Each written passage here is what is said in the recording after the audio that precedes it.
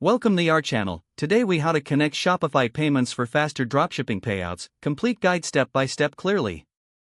To connect Shopify Payments for faster dropshipping payouts, start by logging into your Shopify admin panel. Once logged in, click on Settings located at the bottom left corner of the screen.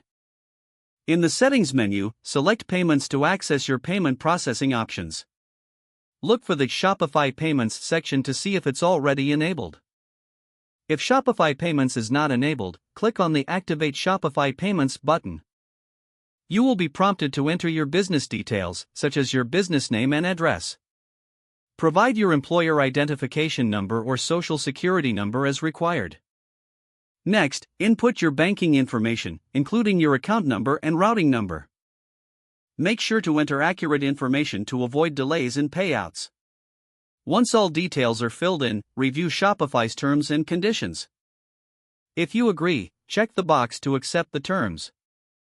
Then, click on the Complete Setup button to finalize the process.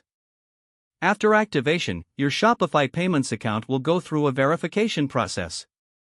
Keep an eye on your email for any verification requests from Shopify. Once verified, you will receive a confirmation email. Now, return to the Payments section in your Shopify settings. Verify that Shopify Payments is active and look for any additional settings. Consider enabling fraud analysis features for added security. You can also explore the option to accept multiple currencies for global sales. Finally, test your payment setup by making a small purchase in your store. This ensures everything is working correctly and prepares you for customer transactions. By following these steps, you will successfully connect Shopify Payments for faster dropshipping payouts. If the page does not load, refresh the browser or try again in a private or incognito window. Make sure you are using the correct email address, then retype it carefully to avoid small typos.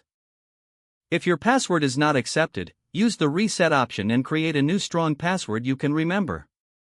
Check your spam folder for verification or security emails, then complete any requested confirmation steps.